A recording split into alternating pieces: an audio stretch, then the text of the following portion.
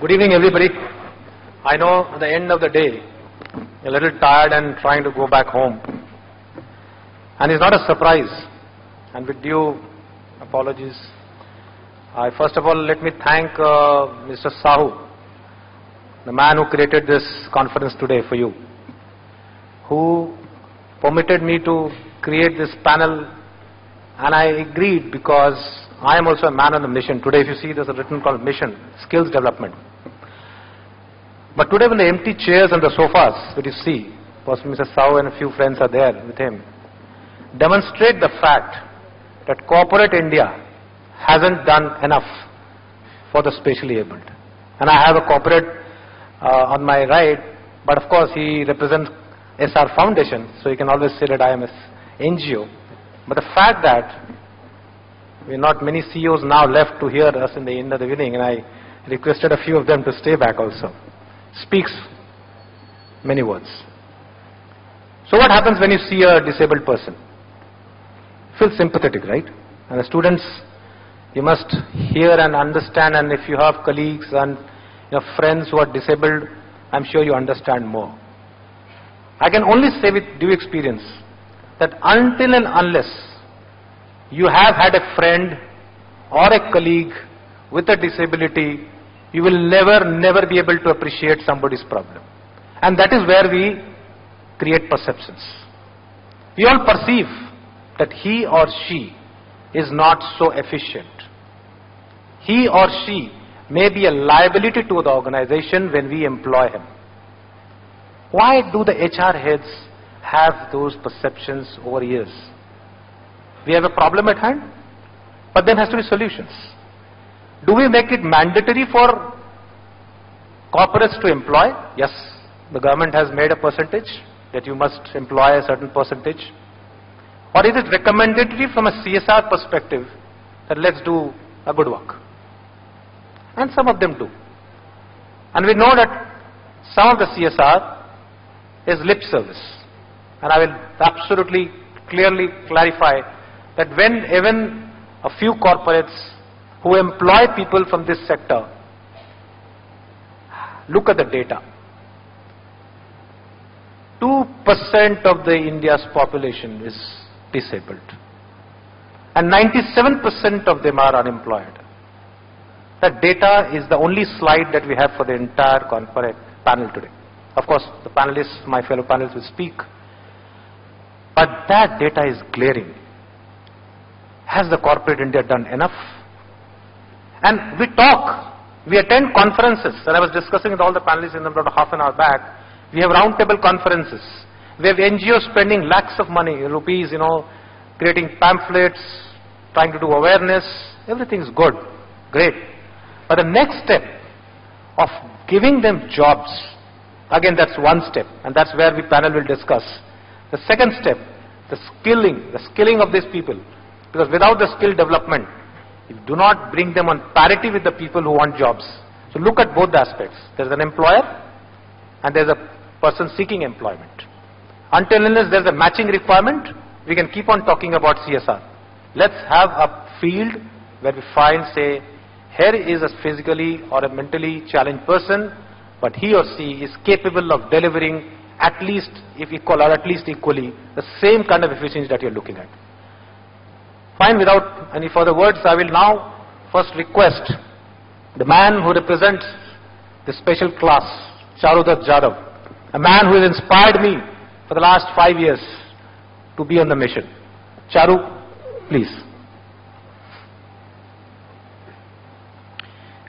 Thank you, Sanjeev. I have certain views on this particular, the employment of people with disability and what we need to do. My observation is yes, corporate are not coming forward, or the employment in the private sector are low. But my observation says that corporate is ready to provide a job or give a job to people with differently challenged, provided they meet the certain criteria. So if we provide a talent to the corporate, they are willing to give a job, and it is fair, because we don't want a sympathetic approach. And corporate is primarily there to run the business. And if we involve CSR aspect into it, this particular initiative will never sustainable, and it is not good for the person with disability also for his career growth. So what is required today is, yes, in certain disabilities, for example, visually challenged, we will find lot of people with very good educational qualification. Certain disabilities where we also find some challenge in their literacy level. But what industry required and what talent currently which we have today is there is a huge gap, and somebody has to work towards into this and to bridging the gap. Now, who will do this work is a big challenge. Last 10 years, I am seeing a lot of conferences are happening, job fairs are happening, but nobody is trying to work towards the bridging this gap. And specific, there are mappings are happening. There are a lot of research work has happened. The different industries, type of jobs has been analyzed. The people with disabilities, which type of job they can do if they have the required competencies. All these mappings has been done. But the bridging the gap, the academics will do, NGOs will do, or the corporate has to do. This is still unresolved, and this is where I see a challenge. Basically. Yeah. No, thanks, Charu. I appreciate the way you put your perspective on the challenges. But let me quickly ask Navdeep. Navdeep, you've been an employer and a great percentage of your total workforce. And he will explain the numbers as to what SR Foundation and SR Group has employed from this class. But you've been an employer. Why don't you share your views on the people that you've employed from this class? Are they different? What are the challenges? And going forward, are you going to do more? Yeah, thank you. I really appreciate Charu's point of view that it's not the sympathetic approach. So I always within our internal discussions we look at that whether it is this kind of approach or is it this kind of approach. So are we looking at giving something like this, or are we looking at a collaborative approach where we come to an equal platform and then the subject matters of equity, parity, all they are resolved, because now we are collaborating with this section of the society which was earlier was only in the category of have-nots or the misfortune or not that fortunate enough. I just looked at this number is glaring at me, 97%. Out of 26 million, which is this 2%, 14 million are literate out of this 2%. And 9% of that, 9 million are in the rural sector and 5 million are in the urban sector out of this 2% which is actually glaring at me. At SR, as I think the audience is aware about SR as a group, so we have two major, you can say, divide in the group companies. One which is core sector, manufacturing, mining, extractive, oil, gas, power, shipping, that kind of businesses. And then the other sector is the Aegis, which is the BPO business, and we have a retail business called the mobile store.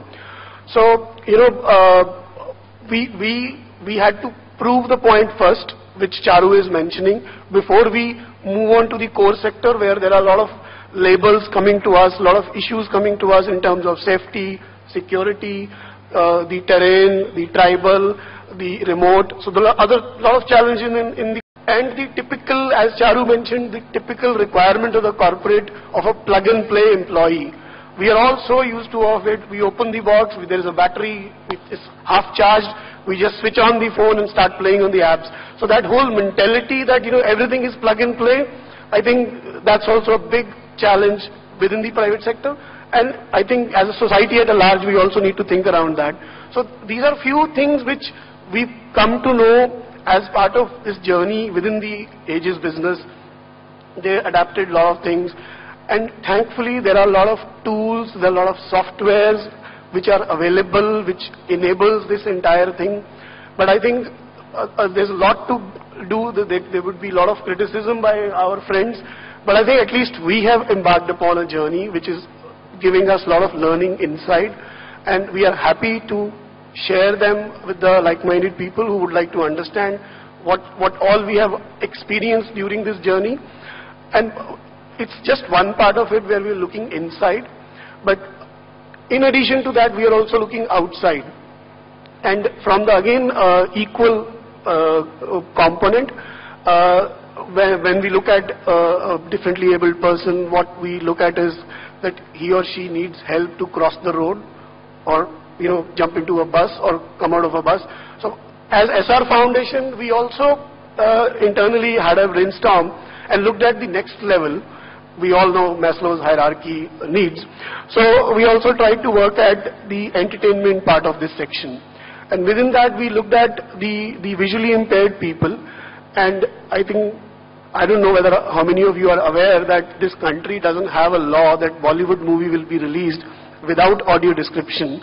But when that same movie is released on the same day in UK, it is released with audio description, because the UK theatres are equipped that the blind person or the visually impaired person can walk freely, buy a ticket and watch that movie with the audio description device.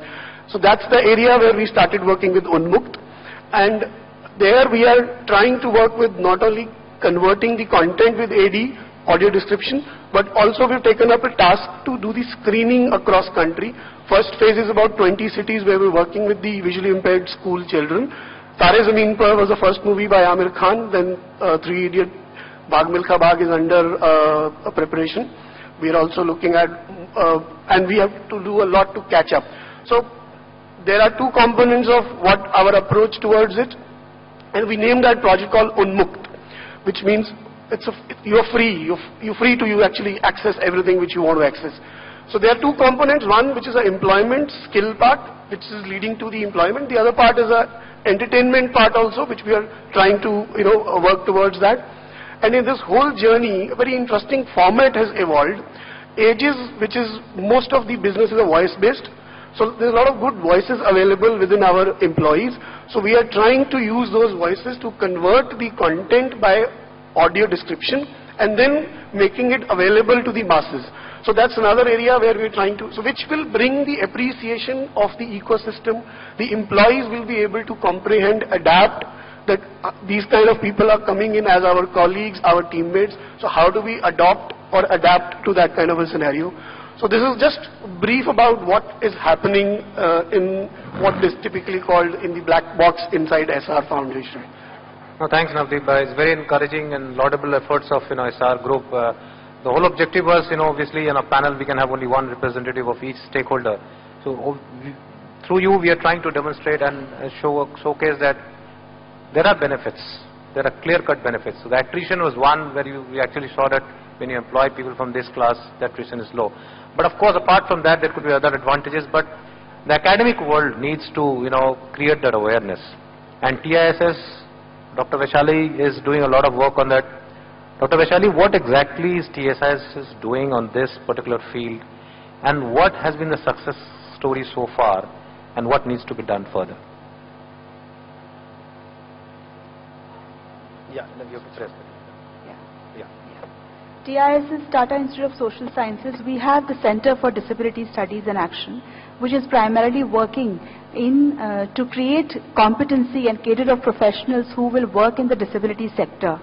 And, if you look at disability, it lies in the mindset first and then in the body. So I think the sharings we are hearing from the experts, it shows that how breaking barriers from the mindset is a key. And it really leads to transformation in the field of disability sector and further disability discourse. So basically, I really liked what Mr. Saraf has mentioned in the beginning, that how we have to work at both the sides of the coin, at the corporates who are actually hiring people with disabilities as employees, and how we have to create a policy, an inclusive policy, or inclusive employment policy for persons with disability. So that is one. And second side of the coin is about persons with disability and how you have to work towards their lives in terms of at micro level, at their individual and families level, and also at meso level, at the community in which they belong to. So working and understanding in the community context, and whether it's urban community or an employment community, and all the communities which are connected to persons with disability. And third, at a macro level, which is a policy level. So coming, since this is a skill conference, so the main key points which I want to highlight is the mission skills in terms of how convergence of disability across all the ministries is an important area of research today. In fact, I'm doing a study on convergence and governance for inclusion of persons with disability, and looking at how every department should think about disability. So that is one part. So connecting that to the skills of persons with disability, how all the different departments, whether it's HRD, skill development, labor and manpower, all the departments can come together with skills with a skills lens, and how skills development can become a key agenda for looking at persons with disability and their inclusion. So I would like to highlight here that one of the key element which is shared by our colleagues, that how it's like a corporate policy or employment policy is looking at input and output, and outcome and business goals has to be met. So one has to also look at in terms of the processes which takes place between the output and the input. So looking at process and process change is also very, very important in terms of inclusion of persons with disability. So I wanted to highlight on that. And the second important area is in terms of how we can connect to university levels for skill development. In fact, we are running a field action project called I-Access Rights Mission, which is a disability mission to make a university disabled friendly, and also looking at all the students with disability as a key icon for tomorrow, for transforming the employment sector for as inclusive employment. The third thing which I wanted to highlight is basically in terms of how all the policies, in terms of the HR policies, has to think about mainstreaming disability as one of their key agenda, and how that in terms of the employment, how the labor laws has to be governed towards including persons with disability and their skills. So it really gives a basic question in terms of the definition of skill, how we define skill, and how skill acquisition takes place in context of persons with disability. For example, a blind person or a low vision person will have a different levels of skills which has to be tuned to his employment, and which can become an inclusive policy for that particular corporate or that particular organization. I can give you an example of students with disability who has joined TISS having low vision. They have left their corporate jobs and joined to do disability studies and action, to take a change, to create a kind of a platform where they can create their own ethnography in terms of how they can transform the employment sector for persons with disability, for inclusion of persons with disability under inclusive employment. So I think the field action project which I am talking about is having students with disability with a bottom-up approach, and they are telling us what needs to be there in the policy framework, and creating a policy for students with disability, and this will really benefit the entire university in terms of creating an accessible environment and disabled friendly laws for which are student friendly laws for the university level. So apart from this, we have also involved sensitization and other kinds of programs under this field action project. And we want to create a hub. In fact, we are aiming to create an accessibility hub at TISS, looking at how we can include students with disability, and if we include them, it also cater to other vulnerability of other students.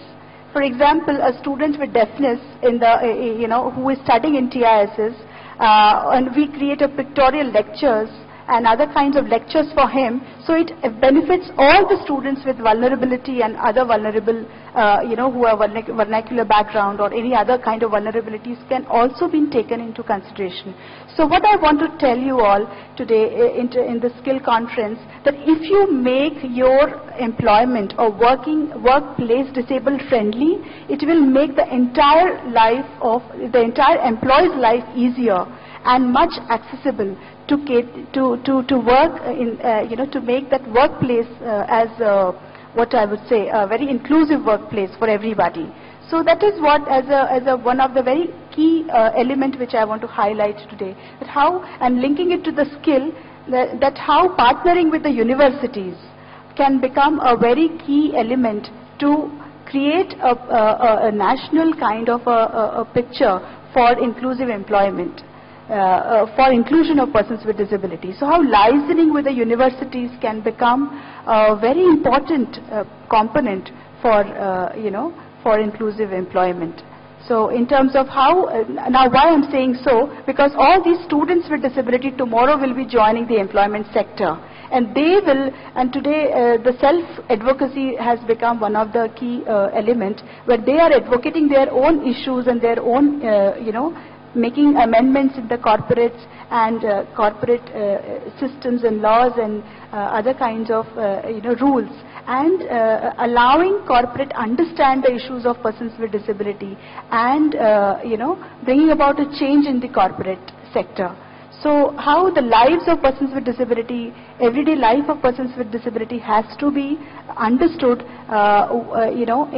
especially with the skill focus, so that, we can create an environment, a disabled-friendly environment at a, disabled-friendly environment at a larger level.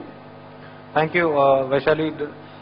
A lot of things have been done by TISS and similar organizations, but the awareness level has to be done at an individual level. Until unless each one of you in this room, as I said in the starting, if you don't get associated yourself with one disabled person in your life, you'll not be able to appreciate the problems. I can challenge you, each one of you, if you close your eyes with a handkerchief, just with a handkerchief, and try walking into your own house at night or possibly without any assistance, you'll just realize how difficult it is. Forget about environment at the road and when the roads, with all the buses and trucks going on. Awareness creation is the first step, and that has not happened in the country, unfortunately. And that's where people like, Dr. Vaishali and organizations like TISS and NGOs, educational institutions, students, all bodies have to work together. Corporates need not do awareness. I'm saying corporates need to give them jobs. And hence we need to work in the collaborative format, that let the work of awareness being done by the NGOs, by the educational institutions, but the corporates have to embrace the people by giving them jobs. And these corporates and skilling centers, now that of course we have a National Skill Development Corporation, we have a skill mission, and we even have the laws. I think the National Action Plan, which is a beautiful document which has been now presented, possibly states this in a very beautiful manner.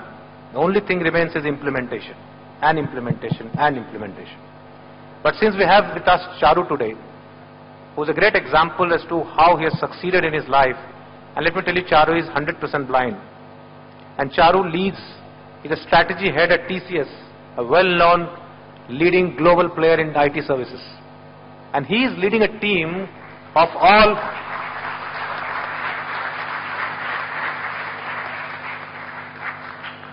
and he is the one who taught me, I don't need sympathy, we need empathy. Until and unless each one of empathize with this our special class brethren in the country, believe me, we will all be talking hollow words in conferences like this and forgetting at the end of the day that we attended one. At least do your bit. Do something about it. As a student, as I said, create awareness. As an NGO, create awareness. As an NGO, help in the skilling of the people. But as corporate, very few corporate CEOs at the moment, as I said, please give them jobs. And don't give them jobs just because you sympathize with them, just because it's a CSR activity. Give them because they need it and they deserve it. So Charu, what exactly you feel that a specially able person can do and cannot do? So let us remove the myths that you have, and it's not I am speaking from a theory. Let's hear it from Charu. First of all, let me state that there's nothing that a person with disability cannot do. First of all, my philosophy of my life, which I followed, and with God's grace, whatever success I have achieved, I never consider myself as handicapped, disabled, differently abled, or the person with disability. See, Sanjeev is differently able than me. Vaishali is differently able than Sanjeev. Everybody has their own speciality, own skills, which they have developed, and they are using their strengths and living their professional life. So God has made everybody unique. Everybody is special, and everybody has come with their strengths and weaknesses. So I see myself as, yes, of course I don't have one sense. I cannot see. Yes, but what is required is the final output. How I do that work is different. See, for example, if you want to work on computer, work on something, go and give presentations, or build your strategy, or build your paper, you see the monitor and do the work. I will, instead of doing that work that way, I use a software which reads the screen for me, and then I complete my job. So what I want to say to all of you, that, and if you see surrounding, when we work in a professional environment, all our colleagues, basically everybody's productivity is different. Everybody has all five senses. Everybody basically has been taken for a particular profile with evaluating their qualification and all other competencies. But still we see there is a change in the productivity. So there are certain other aspects which impact on the performance. So my first request to all of you, that don't look the person from the disability point of view. See what he brings into the table, what capability he has, it is fulfilling your requirement or not, and allow him to work the way he would like to work. For example, the accommodation. Now, Professor Vaishali has talked about accessibility. So what accessibility means is that the blind person will need a software to work on computer. So once you provide that software, I think he will be on his own. If you provide a job in a place where a computer is required, so that is the minimum accommodation is required. And after that, I think you need to evaluate him equally. You need to allow him. You put the equal responsibility like anybody, and they will deliver. Every disability has their own challenges, own limitations. So we need to provide some support to overcome their challenges. And finally, what that person, individual person, will bring. The capability on the table is depend upon what academic qualifications which he brings, what capabilities, what strengths is bring, and what weakness which he will carry, which he needs to work towards improving the life. I see throughout my life, one of the challenge which I face is the mindset of society, which has created additional hurdles for me. Yes, today I am very happy what I have done in my life, professional life or personal life. But journey was difficult, and most of the challenges which has thrown to me is unwanted, basically, just because of the perception. And I don't blame society, because see, we saw people, blind people, yeah, they will be playing the instruments, they will be good at that. They may be as a telephone operator, they can do a job of telephone operator, or maximum they may be a professor or teacher. So we never thought a blind person can do something different than this. And when I went to even get my education in software engineering, 6 months the education has been denied to me, just because people thought that software programming engineering it's a difficult job for normal people, how blind person can do.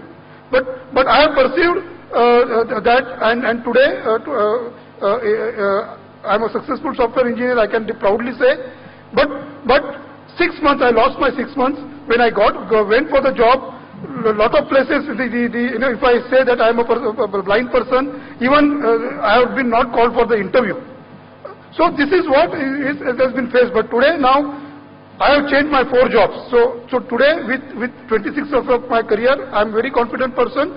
But why this has happened? That the positive attitude, my determination. But why this is required for everybody? Means why we cannot provide an environment where we provide an equal opportunity and allow that person to compete in mainstream and provide the minimum support which is required to overcome that limitation, you will and you will see the change. And all our panelists, even Sanjeev, also talk about the benefits. Yes, attrition is one benefit, but I see there are the government is also given the financial benefit to the corporates. The provident fund contribution of the corporate has been refunded by the government. So there are monetary benefits. There is a social aspect. But what is more important is there is a talent pool available. Today we are telling that the talent is not available. There is a huge talent pool is available. We just need to channelize them in the right place, right way, provide them the right skills which they can start working from day one. And you will find the big segment of the society today in India who will not only contribute, but they will be asset to an organization and asset to country. Wonderfully said, Charu.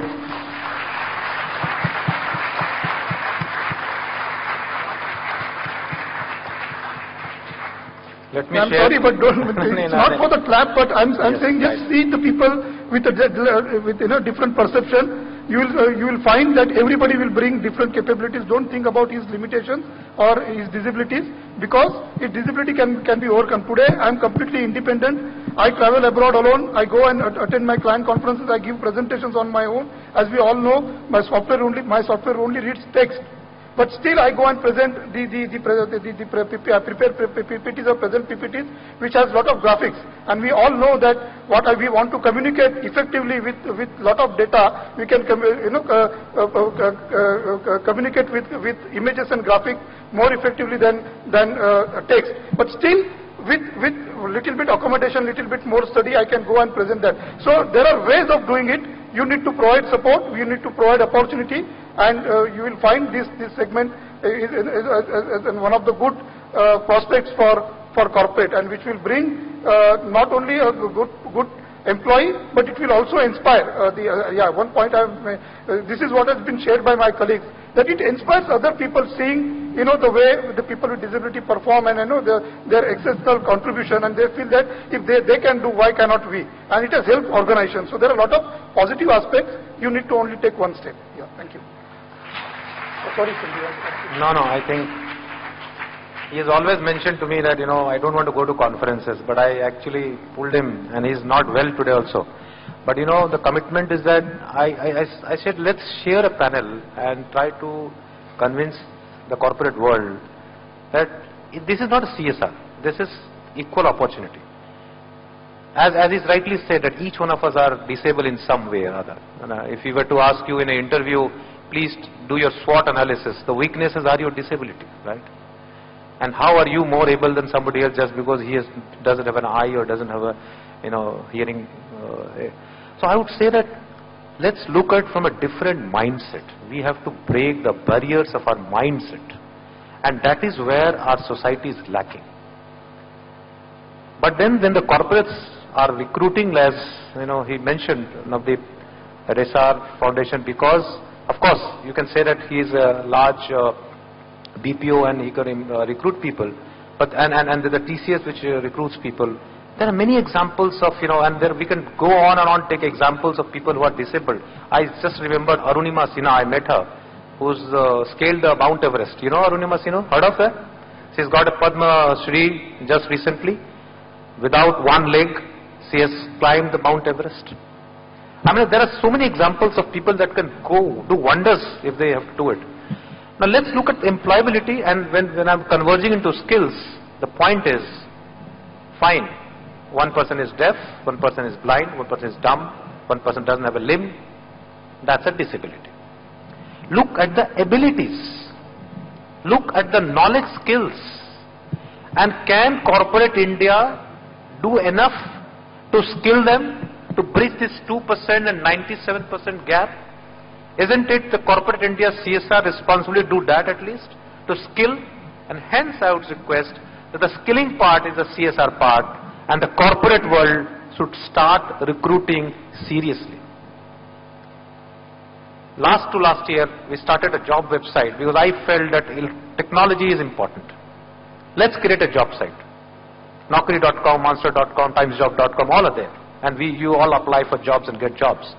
But where these special ability people get jobs from? They just go to somebody, isko job dila dijiye, ye andha hai. I'm sorry to use the word, but I have to use this. Ye thoda fair nahi hai, iska kar dijiye job.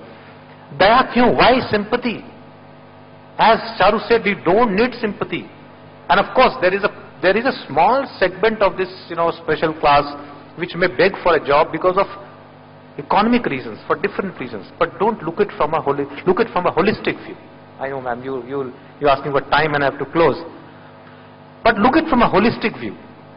And then, after you've done the skilling part, after we've done the awareness part, look at the results.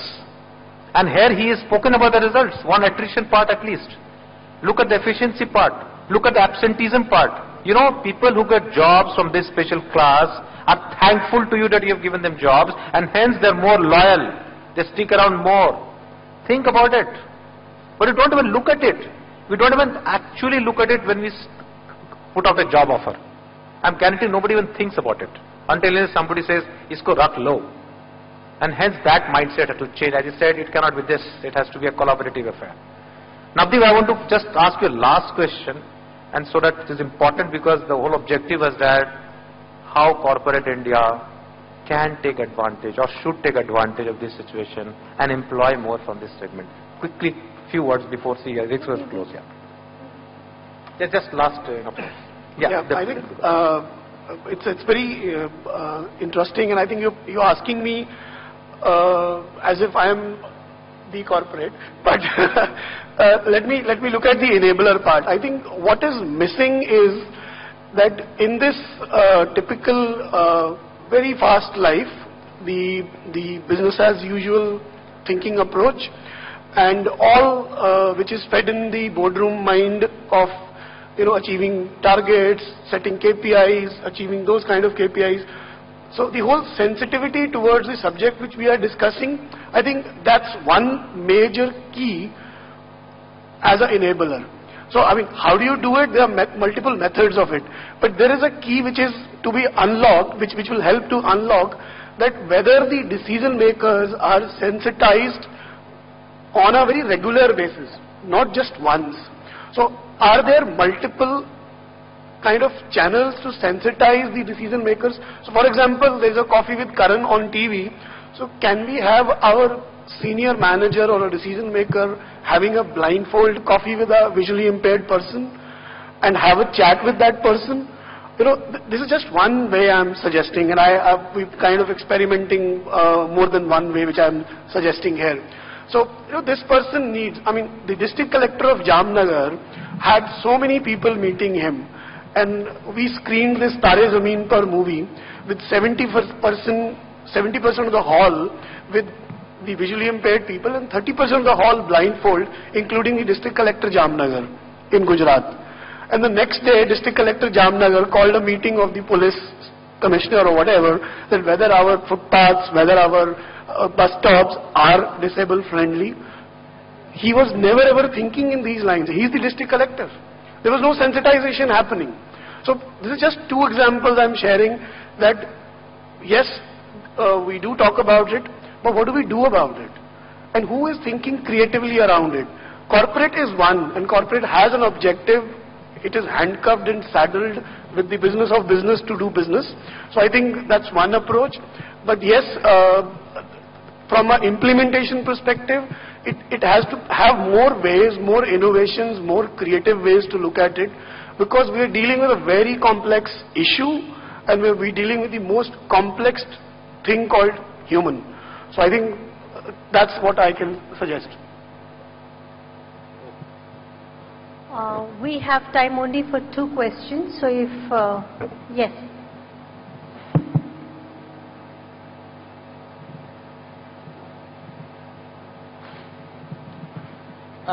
Thank you, panel, opening a specific topic. I have 2 questions. One, theme is employability, on second side, skill building. Now, in the special area, there are different categories. For example, vision, there are different categories. My one specific question to Ms. Charu, because she is associated with the education field. I am also associated with the education field. I am from University of Mumbai. do you have a categorization of jobs? Because generally we say there are more than about 27,000 jobs at present. So for each special status, if it is a vision, 40% vision, 30% vision, 70% vision, do you have a categorization of jobs? So perhaps the employability sector will be benefited later on. Thank you. Yeah, I think you're mentioning to Dr. Vaishali. The question was for Dr. Vaishali, right? Charu is Mr. Charu. Yeah. As you know, there's one law, Persons with Disability Act 1995. As per this particular law, there are 7 categories of disability: leprosy, low vision, visual impairment, mental retardation, mental illness, and orthopedic impairment. So there are different categories. Now there are new law which is coming, which is the Bill, Rights for Persons with Disability Bill 2012. Now this has 19 categories of different disabilities. So imagine the kind of work which you have to do when you are an employer hiring persons with disability. Now this bill is pending in the parliament, and now as you all aware, I'm not sure whether you are aware about it, UNCRPD, that is United Nations Convention for Rights for Persons with Disability. Now India is signatory to that, and you have to change all your policies by including persons with disability. And there's a slogan there, nothing about us without us. So for every, every policy which you are framing, you have to include people with disability in framing those policies. So the same applies with skill development or inclusive employment.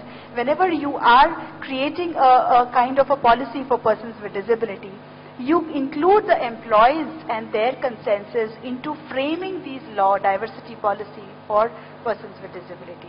And all the NGOs and corporates are doing work with different categories of disability based on their agenda. But what I want is, corporates should not only look at certain, like visual impairment, we will give only job to visual impairment or only hearing impairment, but they should open up to all categories of disability, because the policies which are coming up now onwards, like the bill, if it is bill is tabled, and now it is having more teeth. So with the tribunal and other kind of sectors involved in that bill, so you have to, then it will be penalized. If you don't implement it, you will be penalized. So I want that if you can just answer with what the work you're doing, it will be nice. Yeah, I'm working with the there is the National Skill Development Corporation. They also have that Sector Skill Council which comes up with the within the sectors. Where are the opportunities for various PWDs inclusion? I have this sheet which I'm working on for my new assignment. We're signing a MOU with NSDC, SR Foundation, NSDC, to work on this subject. And I just read for ITES, there are companies like Wipro, IBM, our company, Genpact, HCL, WNS, Excel, all those companies. And we are not looking at first at the PWD, we're first looking at the job roles. So the job roles here, they run tester, production support executive, language translator, admin executive, telephone operator, help desk executive. And once I've seen those job roles, now I'm looking at what is the fitment. So here I'm looking at, okay, visually impaired or a physically impaired person can do these roles. So now if I look at Infosys, so they are looking at a data entry person. So a data entry person can be a hearing impaired person. You don't need to hear anything, you just need to look at it and feed it. You have a BPO executive, you have a graphic designer as a hearing impaired person. So the list goes on: agriculture, gems and jewelry, media and entertainment, healthcare. So just to put a specific to your question, it is the sector, it is the job role, it is the competencies, it is the qualification criteria, and then you map it, the fitment, into what person can fit into it in terms of qualification, or if it is coming with any differently abled person, how the fitment happens. So it is already on the cards. Last question of the day. Yeah.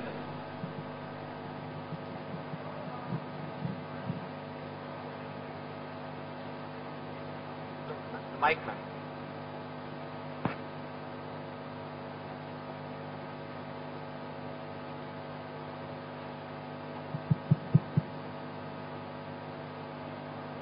Just take the next mic.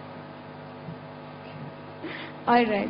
So I represent an organization which I founded just about 6 months back, and we are working towards skill development and with a special focus on developing skills for people with disability.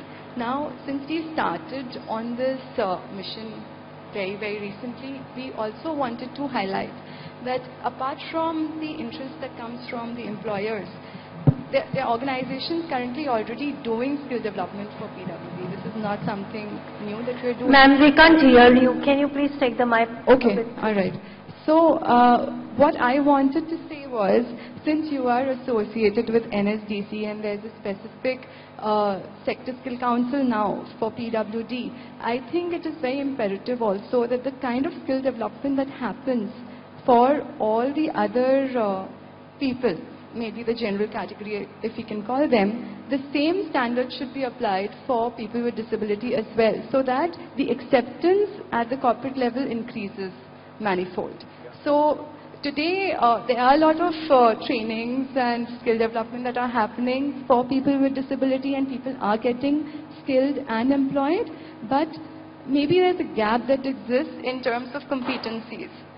Though they are performing the same job that is required. As you said, you know, we define the job and we define the components of the job and we kind of chalk out the QP nozzles. And the QP nozzles should be followed while skilling. Doesn't matter whether a person is disabled or not disabled. That is how you empower the disabled. You don't sympathize with them. So ma'am, do you have a question or it was a suggestion? So the question is this, that is the Sector Skill Council for PWD working towards it already? And are you going to be coming out with something like this? I don't represent NSDC, but also I think you misinterpreted. There is no Sector Skill Council for PWD. All various Sector Skill Councils are developing programs or training programs for inclusion of these people in their curriculum or everything. So there is no Sector Skill Council for PWD. It's not there as far as my understanding is concerned. It's not like that. Just to answer your question, yes, basically there is a comprehensive plan has been prepared by the Ministry of Social Justice and Empowerment and National Skill Development, where what Navdeep is saying, every sector, there is a specific requirement from the people with disability, what we should be doing has been planned. And it's a very comprehensive plan to make sure that the skill development of people with disability has go to the next level, and the opportunity of employability will be there. So this is available on the ministry site, which you can go through. Thank you. Okay, thank you. With that, we close the panel discussion for today. Yeah, we just want to summarize in 2-3 words that, and I am borrowing from Dr. Vaishali because she didn't say the same words. I written it, she had said, disability lies in the mind of each one of us. And hence each one of us have to play a role in sensitizing the entire society as to who, what the class is all about and what are we doing about it. And please take steps in each of the organizations that you represent to ensure that this class gets its due. And thank you especially, those organizers will thank you for staying back the entire day, but this panel especially thanks you, each one of you, for staying back and listening to us.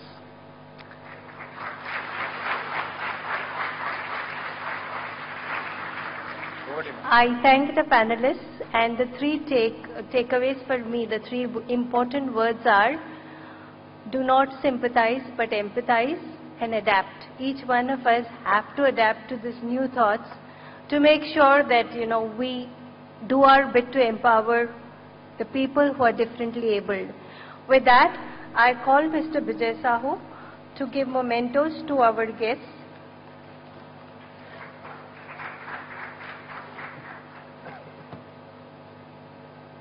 Mr. Sanjeev Saraf.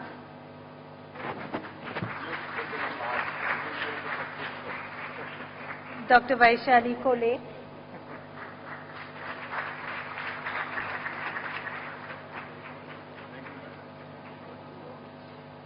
Mr. Charudat Jadhav.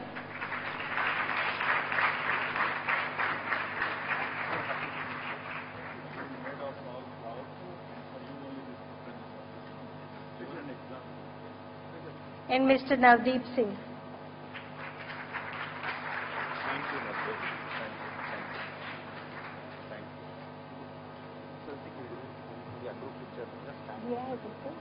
किधर छोड़ना?